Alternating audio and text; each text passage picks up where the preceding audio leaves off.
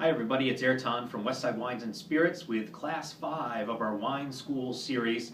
Yes, tomorrow is October 1st, and as promised, we have your session for you.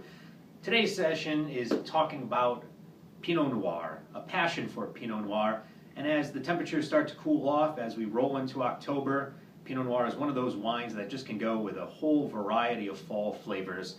And we're going to look specifically at the grape variety and its characteristics from three major areas of where Pinot Noir is grown. Let's talk just a little bit about Pinot Noir as a grape variety. Pinot Noir as a grape variety is a finicky grape. It needs certain growing conditions, it needs certain terroir, and it needs a little bit of kid gloves in order to get the finest of the fine wine made from that stubborn grape variety. When we start with Les Meilleurs Pinot Noir 2011 Bourgogne Rouge, we are looking at a quintessential profile of Pinot Noir from the place it loves to come from, that is Burgundy, France. Now even French labels are starting to tell you, instead of just Bourgogne, Bourgogne Rouge, Bourgogne translating to Burgundy, and sometimes you can actually find the words Pinot Noir on the label. This is very smart because a lot of times we'd be walking aimlessly through aisles of wine looking for Pinot Noir and possibly skipping over the best reflections of that grape variety coming from one of the best areas in the world for that grape variety just because it doesn't say Pinot Noir on the label. Well, that's stopping now, and a lot of producers are realizing this and getting some great wines into the hands of the consumer. This wine coming from the areas around and in Volnay, France, in what we have the Côte d'Or, which is separated by the Côte de Beaune as well as the Côte de Nuit. These areas in Burgundy, France are specifically made for red wine having to be 100% of the grape variety Pinot Noir. So if it's Burgundy red, if it's any Rouge coming from no matter what level, from Grand Cru, Premier Cru, all the way down to some of the finest table wines, if it's red Burgundy, it is 100% Pinot Noir by French law.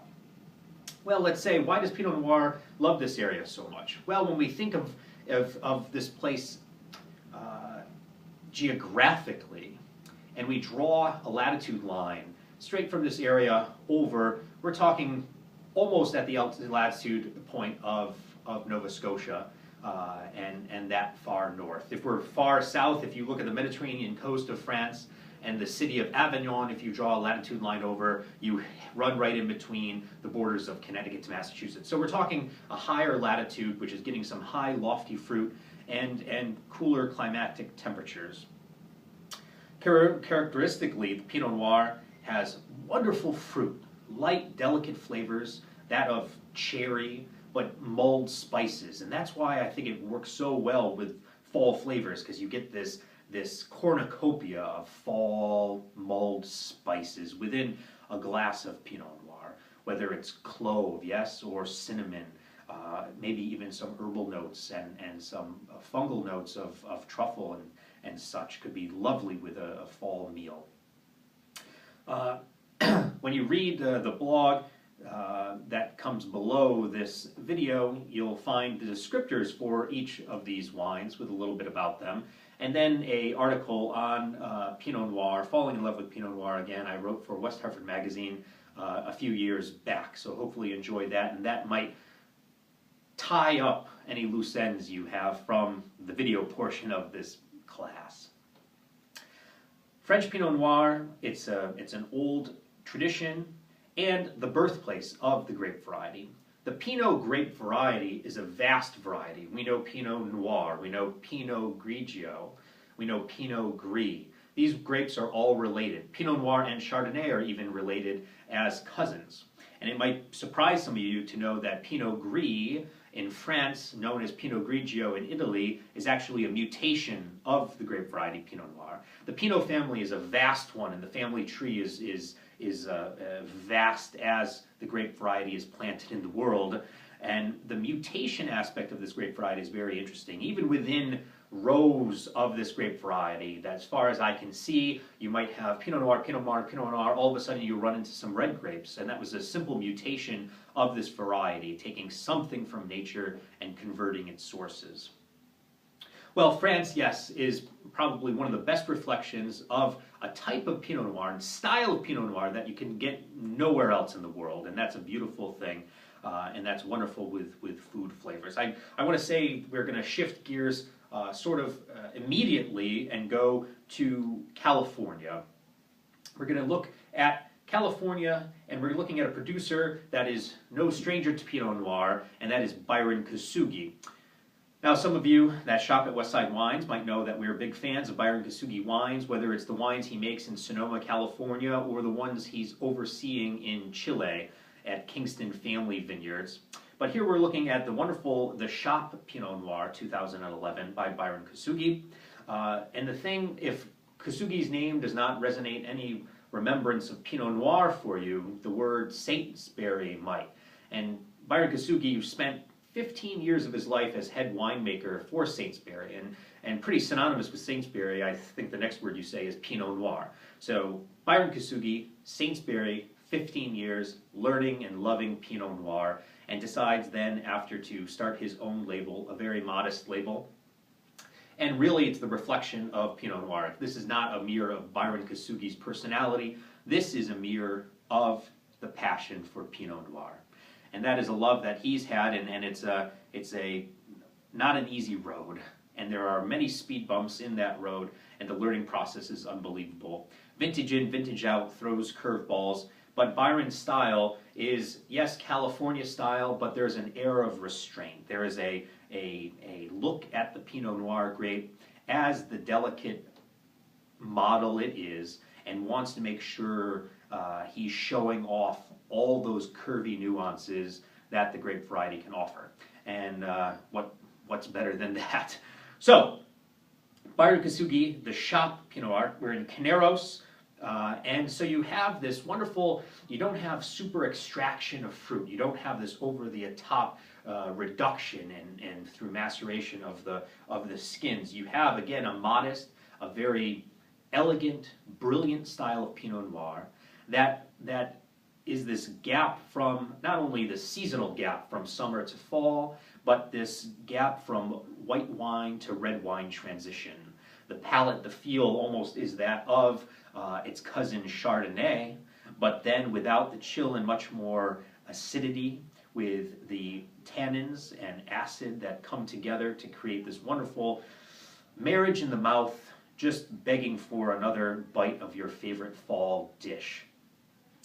So Byron Kasugi, he's a very busy man there in California. In the 2010 vintage, he oversaw not only his wines, but 35 different wine producers within California, as well as a project in Kingston in Chile, and just a wonderful, wonderful producer that's honest, pure juice within his name label. Let's move on to one of the more, I think, exciting areas to talk about Pinot Noir and talk about wine production. And maybe this is still resonating with me off my recent trip to Pinot Camp in Oregon, the beautiful Willamette Valley. And remember, yes, it's Willamette, damn it. The idea is Pinot Noir. The idea is Pinot Noir, Pinot Gris, and some other grape varieties that are, over the second generation winemakers within this area are looking at Chardonnay, Riesling. But the beautiful Pinot Noir is loving this upper latitude left coast area that it's found in just out of the area of McMinnville in this beautiful, beautiful northern Oregon area. South of Portland, one of the most pristine places I think I've been in all my wine travels and maybe travels all over. When you look at those rolling hills, those arid but yet lush fields, the outside of the towns, it's just far as the eye can see this wonderful terrain, and that's a very much an invitation for our finicky friend Pinot Noir. Here, it's very interesting to me because Pinot Noir, everybody talks about Pinot Noir as well. Is it Burgundian style or is it Californian style? And I don't think any wine can be that cut and dry, whether it's, what's the personality profile? Could it be both? Could it draw a bridge between the two styles? Are there styles that we're not even talking about that I mentioned in my article about New Zealand and other parts of the world? Never mind Chile and even Argentina, and even the south of France, outside of Burgundy, the Languedoc and such. But here, why don't we look at Pinot Noir is for Pinot Noir's sake in the idea of Oregonian Pinot Noir. Does it have to be Californian style? Does it have to be Burgundian? And there's even one term one of the winemakers came up with in Oregon that's calling it Oregundian, in order to emphasize this transcendence into the French winemaking. And there's this wonderful quid pro quo between French winemakers and the Oregonian winemakers, where they're sharing techniques and ideas about this young area since the 1960s of growing Pinot Noir and the thousands of years of understanding that the French have. My ideas about this grape variety within this vast soil region of variance in Oregon, and showing each of those terroir characteristics can come through, whether it's sedimentary rock or whether it's volcanic, and that's giving you either an amplifier or possibly another subdued view of the fruit components. Still all those wonderful things you love about Pinot Noir: fruit, acidity, spice, earth. I'm getting hungry already.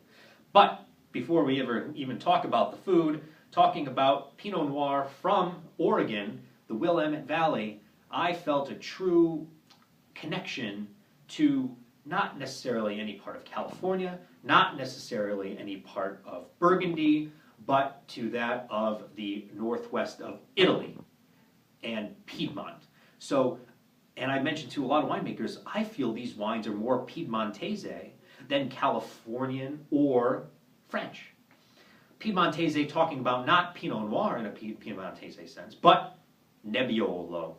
The way Pinot Noir acts in Oregon for me is like some of the great Nebbiolos that create Barolo and Barbaresco. Some of you are already shaking your head saying, what the heck is Ayrton talking about? But believe me, these ideas of the terroir, the latitude that is the same as Barolo and Barbaresco here just north of McMinnville, and these areas of foods that they're vital foods of consumption in Oregon is pork products, very much like the Piedmont.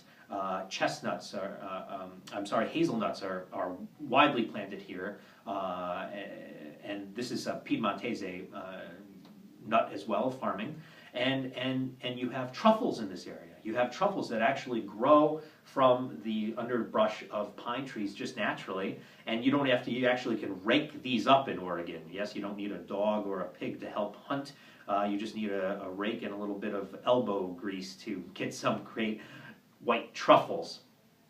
Well, how does this translate into a wine? Well, it gives you fruit, it gives you acidity, but it gives you this backbone of structure that is like none other. And I think, Oregon is starting to find a place above that of even California in representing the great grape of Pinot Noir. The other wonderful thing too, here in the summertime, you compare the northern part of Oregon to that of Napa, and you're getting about an hour and a half more daylight. And grapes love that. So you have these warm days, extremely longer days that cool off quickly, and then cool nights that shut things down, that freeze these wonderful flavors with the grape, and that's what you get when you have a wonderful Willamette Valley Pinot Noir.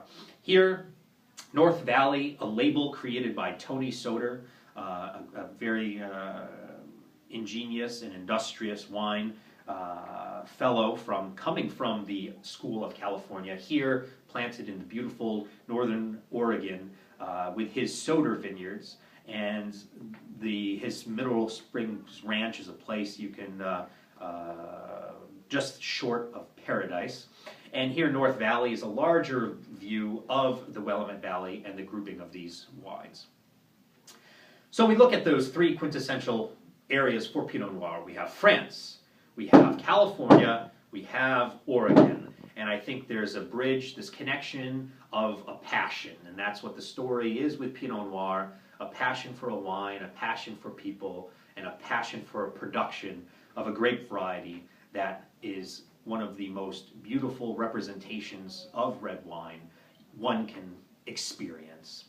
Ageability, fantastic. Drinkability, younger wines, yes, now, and with all those fall flavors. And don't be shy and grab a big bowl glass. Make sure you can see that really good. A nice big bowl glass to really get a wonderful surface to air ratio that's much larger to let all those soft tannins fill the glass, soften up, so on the mouth you're getting nothing but Pinot Noir pleasure. Well, if you have any questions about Pinot Noir or wine just in general, feel free to contact me at Westside Wines anytime, answer to this post. And if you have any questions about my articles that appear in West Hartford Magazine, I hope you enjoy those and enjoy the one on Pinot Noir just below this video. Come on in and get a 3-pack at a special price of the 3 wines I spoke about today. And again, till next time, I see you in class, study hard.